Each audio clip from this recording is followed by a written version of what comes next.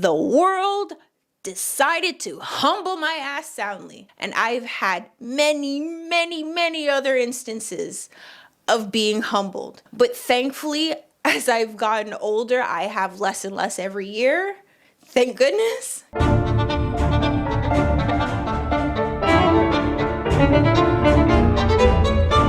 Hi, I'm Jillian, and this is the Happy Group. If this is your first time here, welcome. And if you happen to find your way back, welcome back. I would consider myself blessed. I am different than most in that I am far more willing to, by default, hold myself to scrutiny. One of my defining features is that I'm ready to blame myself before I blame someone else for something messing up. Now, this perspective comes with its advantages. I can see my weaknesses fairly quickly and therefore address them, because Lord knows I don't want to be the cause of problems for other people. But like all strengths, it comes with its weaknesses. It used to take me a really freaking long time to realize when someone else was the problem. So I was easily gaslit. So what is this realization of your strengths and weaknesses? This is called self-awareness. And you can define self-awareness as a conscious knowledge and recognition of your own thoughts and feelings, sensations, actions, etc. It involves an understanding of yourself as a distinct individual with unique characteristics and experiences. And it is the most important factor in learning how to master yourself, and by extension, your ability to manage other people. If you personally have low self-awareness, you won't be able to control yourself, much less achieve the goals you set in life. If you, say, have a manager, or you are a manager with low self-awareness, your ability to lead employees and associates is just absolutely shot. If you're a company with low self-awareness, then you could screw up royally by, saying that you promote a cause that alienates half of your customers, then backpedaling, you losing the remaining customers that you have because you've shown that you have no integrity or backbone. Bud Light. Excuse me. Bud Light. If a person has no self-awareness, they have no idea what position they're starting from, and as a result can't figure out where they need to go to achieve their goals, if you know what I'm trying to say. Like, picture yourself as taking a sailing trip to the Caribbean. If you don't know your launching point, you can't figure out what route you need to take to get to the Caribbean. Are you leaving from Miami, or are you setting off from London? These are two distinct routes based on where you're starting from. It's the same as setting goals and trying to reach objectives. Say, for example, if you want to make $1 million, does your bank account hold $100,000, which is a good start, or do you just have $5 and need to have a completely different strategy? If you want to achieve something, your first step is to know yourself and where you're starting.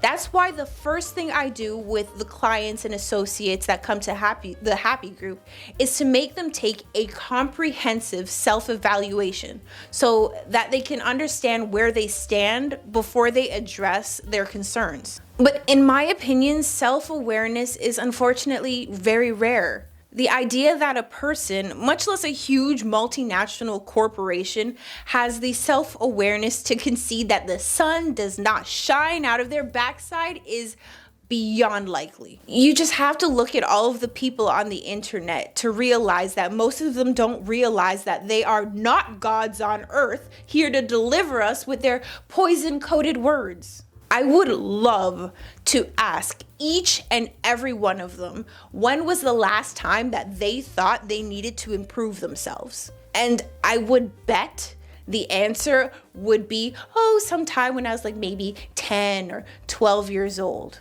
Either way, most of the time people are so stuck in their false sense of self that the minute you point out something that just doesn't fit their delicate facade of self-perception, they lash out at you like you've personally destroyed their entire world. But the truth is, no matter how powerful these people become, they will inevitably crumble because they will come across a situation that will either force them to confront their shortcomings and address them, or fall to their own inadequacy. All of this to protect their fragile sense of self.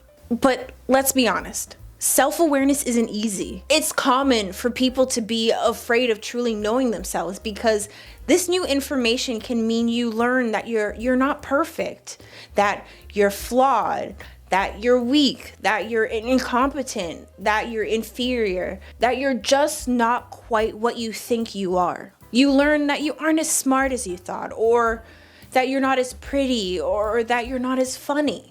And all of this to protect your fragile sense of self-respect and self-esteem. As a result, you lie to yourself to avoid knowing who you truly are. Freud says, and I'm paraphrasing here, Freud says that honesty with yourself is the best way to improve yourself. Now, this point where, people become defensive because the feedback they're getting isn't a match with their self-image is called a sensitivity line. I crashed really hard into my sensitivity line when I was in my second year of university and I had to confront my abysmal performance in my biology program. It wasn't until that I admitted I needed help that my grades finally started to improve. Now, I've always prided myself on being, incredibly smart and not needing anyone's help, but the world decided to humble my ass soundly. And I've had many, many, many other instances of being humbled. But thankfully, as I've gotten older, I have less and less every year. Thank goodness. But that being said, the more damage information does to a person's self-image, the more defensive they get. That information is a threat response, and a valid threat response at that.